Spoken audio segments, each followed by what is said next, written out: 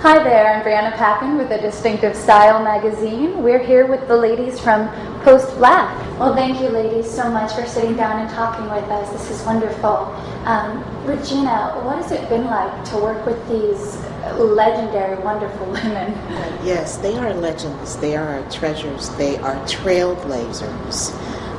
And they have inspired me in my career, and they've inspired me in my life, what they bring in terms of bringing all of themselves to their work, and also in terms of socially as well.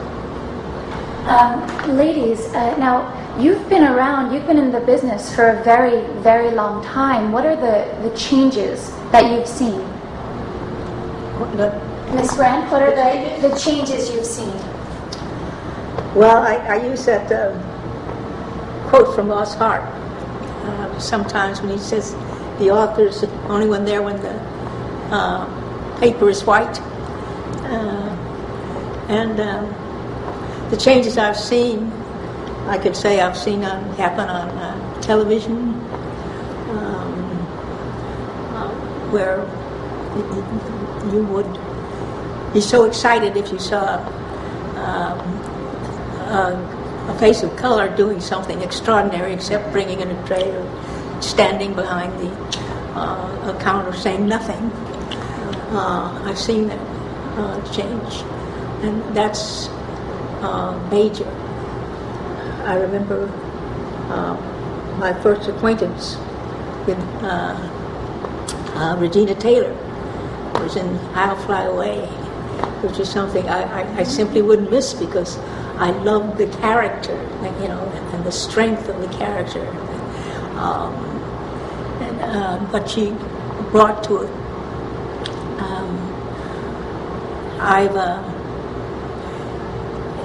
I've experienced a lot of firsts, and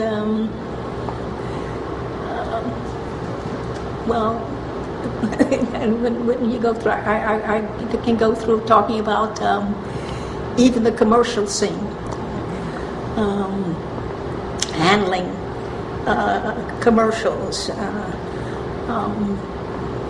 and I've seen it we still don't have enough on Broadway in terms of directors and writers. It's very, very scarce. You can count them on one hand. And of course, the person I worked with, Vinette Carroll, who was the first woman to be nominated, first black woman to be nominated for the Tony, who was quite an extraordinary person, and extraordinary talent. And I owe her a great deal because we did a great deal of work together. But we're still looking for a lot more to happen in terms of Broadway. In terms of you can count the choreographers and certainly the directors on less than bad. And thank goodness for the other outlets.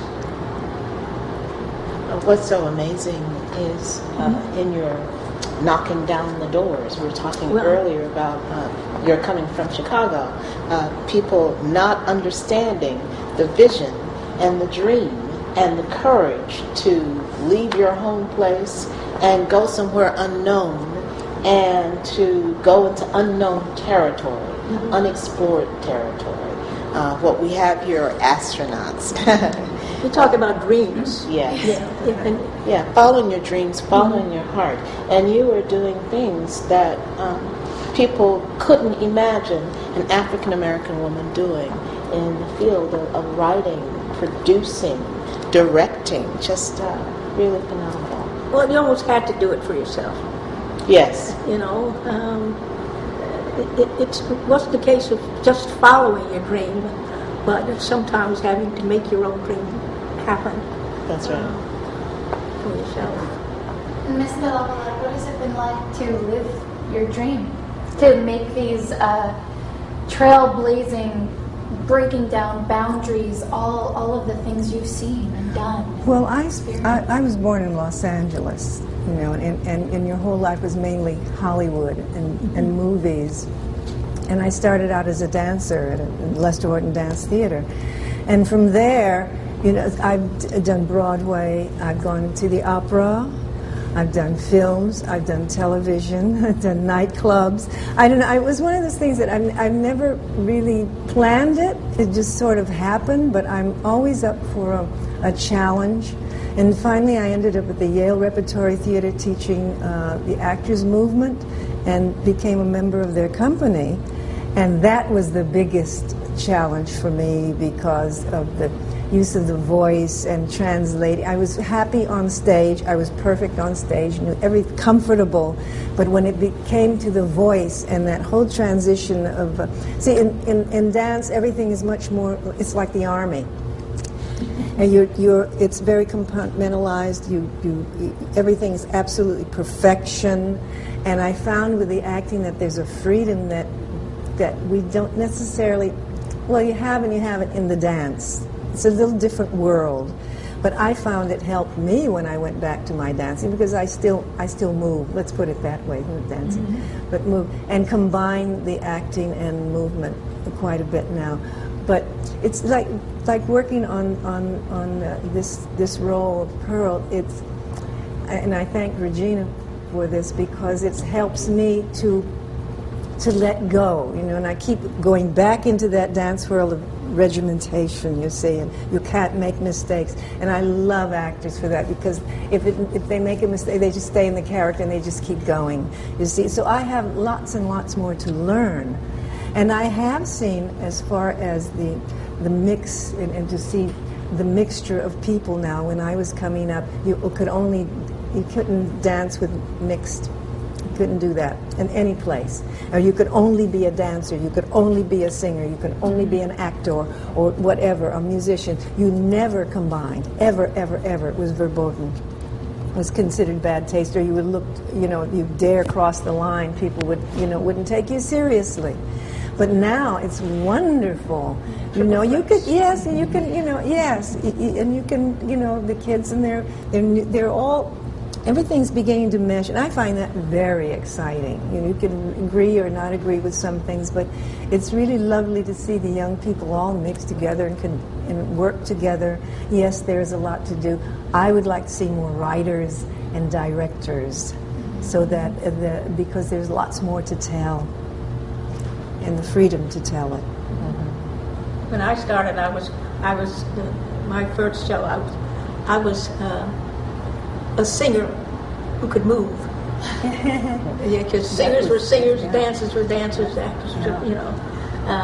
And I've always said, and it's true, that dancers are the most disciplined performers in the theater. And that's true.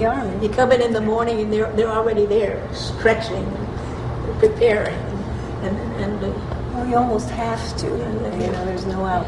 So I've always admired that about the discipline. Regina, what made you make the transition? You're among many things, an author, a very, very, very established playwright. And you started out as an actress, or? I started out as a writer. I've always written since I was a child. I write children's books. And it was my mother sitting down with me with pencil and crayons and construction paper and creating these stories that were from my perspective, an African-American child. It was, I think, the greatest gift that she gave me was the empowerment to know that you could create your own world. And it is your imagination. Nothing stops you. Nothing limits you. The only limit that you have is the limits of your own imagination. So it's been a wonderful life to be able to expand on that thought with acting, with writing, with directing, with all these different creative forms, and to have the opportunities that these ladies know are very hard earned.